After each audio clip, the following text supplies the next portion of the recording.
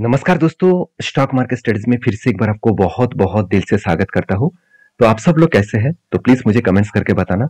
तो आज मैं फिर से आपके सामने कुछ इंपॉर्टेंस कंपनी का अपडेट और उसके टेक्निकली चार्ट पैटर्न आपके साथ डिस्कशन करूंगा। जो ट्रेड्स एक शानदार तरीके से बना है और उसके साथ साथ उस ट्रेड में किस तरीके से परफॉर्मेंस हो रहा है और उस ट्रेड में अगर कुछ करेक्शन हुआ तो क्या करना चाहिए और इस तरीके से सिचुएशन को आप किस तरीके से हैंडल करेंगे, वो सारे इन्फॉर्मेशन आपके साथ कंटिन्यूअसली मैं शेयर करता रहता हूँ। तो इस चैनल को जरूर सब्सक्राइब करिए क्योंकि आपको बहुत सारी चीज सीखने को मिलेगा, क्योंकि मेरा काम है सिखाना और आपका काम है सीख कर आपको खुद के ऊपर रिसर्च कर कर उसके बाद काम करना। क्योंकि मेरे तरफ से कोई भी बाय एंड सेल का रिकमेंडेशन नहीं होता है। मेरे काम है सिर्फ आपको सिखाकर आपको आपको ट्रेनिंग देकर मैं तैयार करना चाहता हूँ। क्योंकि आप मार्केट में न्यू है, बिगिनर है, तो आपके लिए बहुत हेल्प होगा इस सारे वीडियोस। तो प्लीज वीडियो को लास्ट तक जरूर देखिए और अभी तक अपने चैनल को सब्सक्राइब नहीं किया तो जरूर कर लीजिएगा। तो फर्स्ट जो कंपनी है जिसके बारे में बात करूं उसका नाम है राजेश एक्सपोर्ट। देखिए इसके ऊपर बहुत ज्यादा कमेंट्स मुझे आते रहते हैं कि सर राजेश एक्सपोर्ट के ऊपर कंटिन्यूसली सेल ऑफ हो रहा है, तो इस कंपनी के ऊपर क्या करूं, एग्जिट कर लूं, बाय कर लूं? देखिए एग्जिट करना, बाय करना वो सब कुछ आपके हाथ में है। क्योंकि मैं इस कंपनी के ऊपर कुछ अलग लेवल का सोचता हूँ, शायद आप अलग लेवल के सोच रहे हैं। क्योंकि कंपनी का जो बिजनेस मॉडल है वो टोटली गोल्ड के ऊपर है।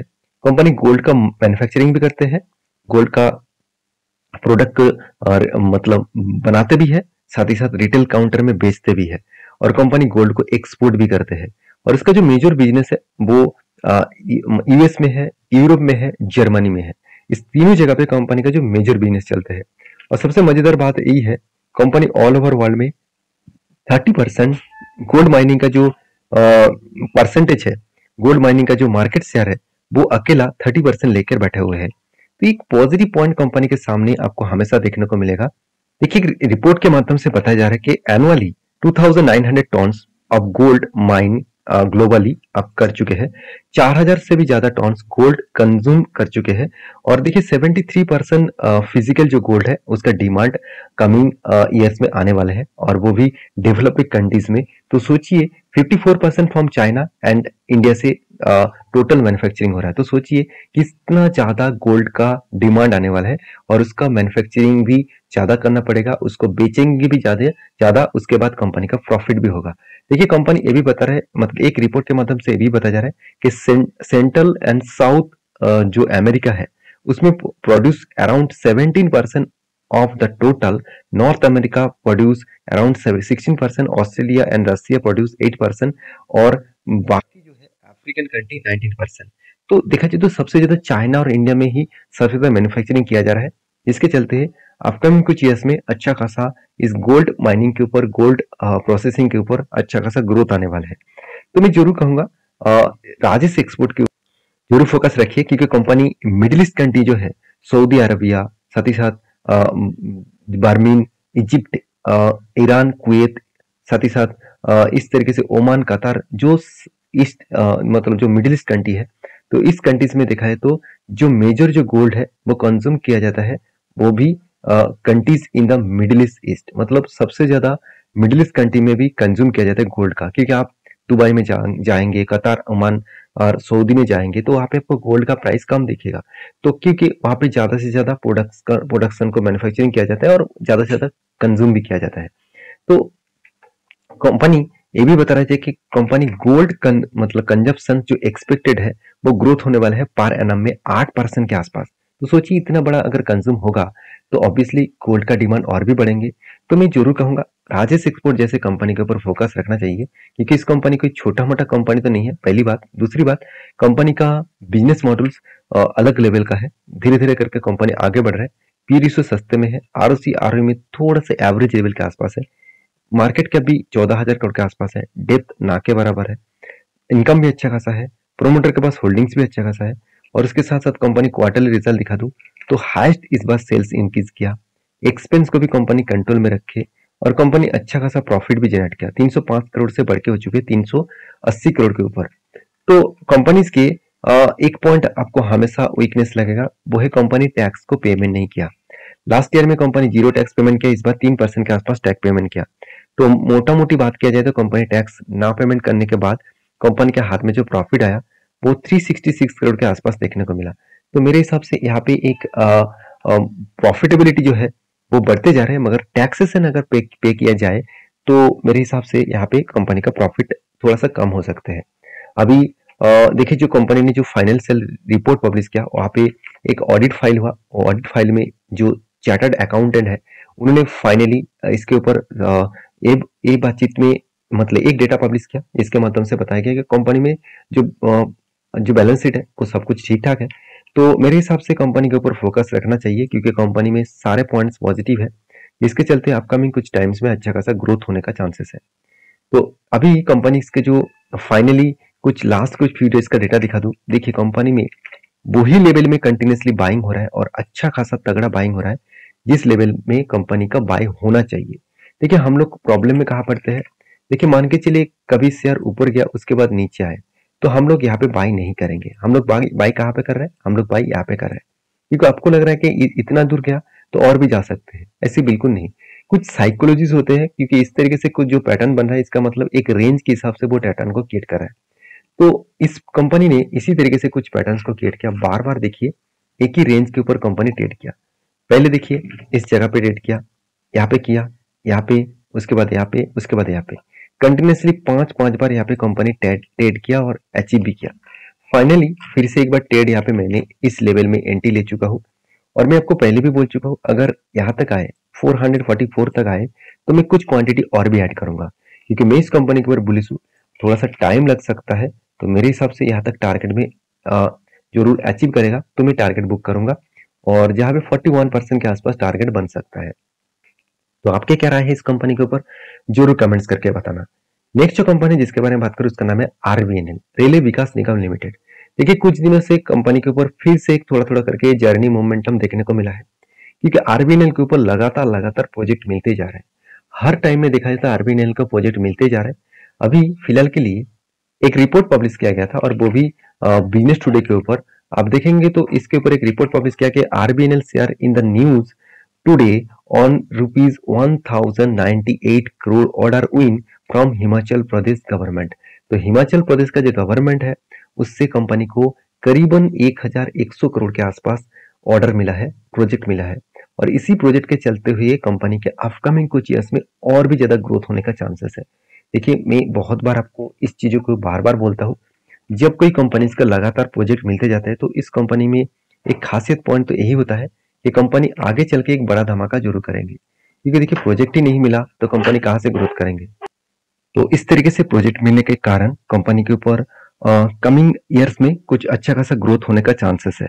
अभी कंपनी का देखिए परफॉर्मेंस के बारे में बात करें तो कंपनी अभी भी एक अंडर वैल्यूड कंपनी है, क्योंकि कंपनी का P ratio industry P ratio से कम है, और कंपनी का आरओसी आरओई तो ठीक ठाक है, एवरेज लेवल के आसपास है और उससे भी ऊपर है। और कंपनी के देखिए एनुअली इनकम भी अच्छा खासा हो रहा है। कंपनी कर्जा भी लिया, और मेनली कर्जा लेने के जो पीछे कारण है वो कारण एक्चुअली कंपनी का प्रोजेक्ट है। तो देखिए कंपनी ने जो कर्जा लिया वो कितना, करीबन 6400 करोड़, जो कंपनी का रिजर्व से भी ज्यादा है। तो कंपनी कर्जा इसी बेसिस में लिया। एक्चुअली कंपनी का कर्जा जो है वो लॉन्ग टर्म के लिए है, शॉर्ट टर्म में कंपनी कर्जा नहीं लिया। क्योंकि देखिए दो तरीके से कर्जा लिया जाता है, एक लॉन्ग टर्म, एक शॉर्ट टर्म, और तीसरा है लीज लायबिलिटी। देखिए लीज लायबिलिटी को मैं छोड़ ही देता हूँ। अगर लॉन्ग टर्म शॉर्ट टर्म के हिसाब से देखूँ तो लॉन्ग टर्म कर्जा उसी लिए लिया जाता है कि मान के चलिए कंपनी को बहुत सारे प्रोजेक्ट मिला और एक एक करके वो प्रोजेक्ट को कंप्लीट करेंगे, उसके लिए कंपनी के 5 से 10 साल लगेंगे। तो इसलिए वो एक साल के लिए कर्जा ले लिया तो वो कंपनी के तो वो पैसा यूज नहीं कर पाएंगे, तो इसीलिए कंपनी क्या करते हैं, लॉन्ग टर्म के लिए कर्जा लेते हैं। अभी लॉन्ग टर्म के कर्जे के हिसाब से बात करें तो 6000 करोड़ के आसपास है। तो कोई चिंता करने का जरूरत नहीं, कंपनी को जितना कर्जा लिया उसके हिसाब से कंपनी को प्रोजेक्ट भी लगातार मिलते जा रहे हैं, और इसी बेसिस में कंपनी आगे चल के एक बड़ा धमाका कर सकते हैं। कंपनी का फिक्स एसेट भी बढ़ा, और कंपनी का जो प्रॉफिटेबिलिटी है वो भी देखेंगे। कंटिन्यूसली कंपनी सेल्स ग्रोथ को इंक्रीज किया, प्रॉफिट ग्रोथ को इंक्रीज किया, और रिटर्न ऑफ इक्विटी भी शानदार तरीके से ग्रोथ हुआ। और एक साल में कंपनी करीबन 350% के ऊपर रिटर्न दिया, और 3 साल में करीबन 100% के आसपास रिटर्न दिया। तो कंपनी के ऊपर जो नेट प्रॉफिट है वो लगातार बढ़ते चले गए, और जिसके चलते कंपनी के ग्रोथ और भी अच्छा खासा हो सकते हैं।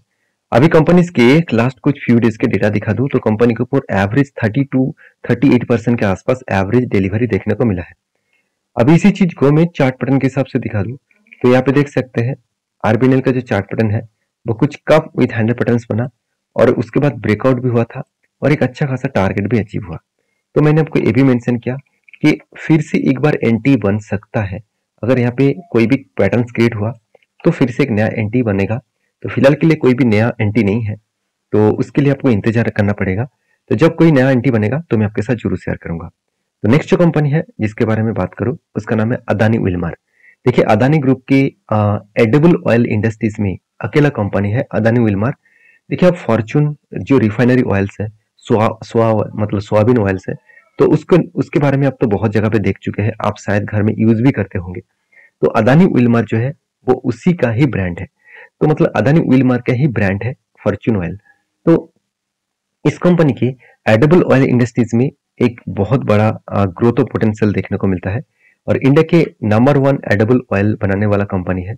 और सेक्टर वाइज आप देखेंगे तो कंपनी एक टाइम नंबर 1 में पहले था, अभी कुछ दिनों पहले सेकंड पोजीशन में चला गया था, आज फिर से देखिए फर्स्ट पोजीशन में आ चुके हैं। क्योंकि मार्केट कैप के ऊपर डिपेंड करके ये सारे डेटा चेंजिंग होता रहता है। तो मैंने आपको इस कंपनी के ऊपर एक चीज बताया था, ये कंपनी का जो सेल्स ग्रोथ है वो थोड़ा सा यहाँ पे घट चुके हैं क्योंकि ग्लोबली मार्केट में जो सोयाबीन जो ऑयल्स होते हैं, जो रिफाइनरी ऑयल्स है, उसके लिए जो रॉ मटेरियल्स को कंज्यूम करना पड़ता है वो थोड़ा सा ज्यादा हाई प्राइस हो चुके हैं, जिसके चलते कंपनी का सेल्स डाउन हुआ। और क्योंकि प्रोडक्शन उतना नहीं हुआ तो सेल्स डाउन हुआ और एक्सपेंस भी कंपनी कंट्रोल में तो रखे है मगर उतना ज्यादा कंट्रोल नहीं कर पाए। और ऑपरेटिंग प्रॉफिट मार्जिन जो है वो 400 करोड़ के आसपास पिछले बार था, इस बार 130 करोड़ के आसपास प्रॉफिट हुआ। तो मोटा मोटी बात करूं तो कंपनी फर्स्ट टाइम इतने दिनों के बाद फर्स्ट टाइम कंपनी लॉस किया और लॉस हुआ, जिसके चलते हुए कंपनी के ऊपर थोड़ा सा प्रेशराइज तो बनेगा। फिर भी साल भर की बात करूं तो साल भर में कंपनी के कोई भी लॉसेस नहीं है, कंटिन्यूसली कंपनी प्रॉफिट मेंटेन कर रहा है और बैलेंस शीट में रिजर्व लगातार बढ़ते चले गए और उसके हिसाब से कंपनी का बोरिंग्स भी यहाँ पे बढ़ता चला गया। तो रिजर्व भी बढ़ा, बोरिंग्स भी बढ़ा और उस हिसाब से आप देखेंगे तो फिक्स एसेट भी लगातार बढ़ते चले गए। और CWIP के बारे में बात करूं तो कंपनी के 570 करोड़ से बढ़ के मतलब घट के हो चुके हैं 325 करोड़। तो फिर भी कंपनी कंटिन्यूसली बिजनेस के ऊपर इन्वेस्ट कर रहा है, यही कंपनी के लिए एक खासियत है। और जो लोग कहते हैं कि अदानी ग्रुप के ऊपर बहुत ज्यादा कर्जा है, मैं उसको बता दूं इस कंपनी के ऊपर उतना ज्यादा कर्जा नहीं है जितना आप सोच रहे हैं। जो कर्जा है कंपनी कभी ना कभी वो मिटा सकते हैं क्योंकि एक छोटे मोटे कर्जे को साथ लेकर चल रहा है। तो रही बात इस कंपनी के ऊपर लास्ट कुछ फ्यू डेज का डेटा दिखा दूं तो आप देखेंगे तो कंपनी के ऊपर अच्छा खासा बाइंग किया जा रहा है 50% के ऊपर। तो इतना तगड़ा बाइंग तब होता है जब कोई लेवल्स क्रिएट होता है जिस लेवल में इंस्टीट्यूशन अच्छा खासा बाइंग करना स्टार्ट करते हैं। तो वो लेवल कहाँ पे बना, मैं इस कंपनी के चार्ट पैटर्न दिखा दूं तो एक पैटर्न क्रिएट हुआ था। वो पैटर्न कुछ इस तरीके से थे कि कंपनी के ऊपर कंटिन्यूसली 1 2 3 कैंडल में 32% के आसपास यहाँ पे मतलब टारगेट बना। और जब 32% नहीं 20% के ऊपर कोई भी इस तरीके से कैंडल टारगेट होता है तो हमेशा आपको इंतजार करना पड़ता है कि जब उस नीचे लेवल को टच करेगा तो यहाँ पे एंटी बनेगा और टारगेट यहाँ तक होगा। तो मेरा एंटी लेवल यहाँ पे हो चुके हैं और मैंने आपको ये भी बताया कि इस जगह पे आएगा तो मैं और कुछ क्वांटिटी ऐड करूंगा। तो यहाँ पे आया तो मैं और कुछ क्वांटिटी ऐड किया हूँ और देखिए इस लेवल को टच करने के बाद ही एक मैसिव जंप देखने को मिला है। तो यहाँ पे मैसिव जंप क्यों हुआ, क्योंकि इसी रेंज को टच करने के बाद एक बिग जर्नी हुआ था, फिर से नीचे आए थे, उसके बाद जर्नी हुआ। तो इसका मतलब यहाँ से एक रिवर्सल होने का चांसेस है। मैं ये नहीं कहूंगा कि 100% होगा करके, कुछ भी हो सकते हैं मार्केट में। हर कुछ सिचुएशन को आपको डिनाई नहीं करना चाहिए, कुछ भी हो सकते हैं मार्केट में, अनसर्टेनिटी हमेशा रहते हैं। तो मेरा तो एंट्री हो चुका है और मैं टारगेट लेने के लिए इस लेवल तक मैं टारगेट लूंगा, जो टारगेट बनेगा 490 के आसपास। देखा जाएगा क्या होने वाला है। और बाकी इस कंपनी के बाद जो नेक्स्ट कंपनी है इसके बारे में बात करूं, उसका नाम है श्री वेंकटेश रिफाइनरी लिमिटेड। देखिए श्री वेंकटेश रिफाइनरी लिमिटेड जो है वो कंपनी देखा जाए तो एक मतलब एक देखा जाए तो एडिबल ऑयल के ऊपर काम करने वाला कंपनी है। जो एडिबल ऑयल अभी मैं आपको बताया अदानी ऑयल मार्क और पतंजलि जिस सेगमेंट के ऊपर काम कर रहा है उसी सेगमेंट के ऊपर जो श्री वेंकटेश रिफाइनरी लिमिटेड है वो भी काम कर रहा है। तो इस कंपनी के ऊपर एक चीज मैं बता दूं, कंपनी के ऊपर एक बहुत बड़ा अपडेट है, वो है बोनस का। तो कंपनी हर एक शेयर के बदले एक शेयर बोनस के हिसाब से आपको देने वाला है और इसका डेट फाइनली आ चुके हैं 27 तारीख को अक्टूबर मंथ में आपको मिलेगा। तो उससे 2 दिन पहले आपको शेयर को खरीदारी करना होगा, तभी आपको बोनस मिल जाएगा। तो वीडियो को जानकारी अगर अच्छा लगे तो प्लीज़ लाइक करना और वीडियो को दोस्तों के साथ शेयर भी करना, चैनल को सब्सक्राइब भी करना। तो मिलते हैं नेक्स्ट वीडियो में, तब तक के लिए अच्छे से रहिए, अपनी ख्याल रखिए। धन्यवाद।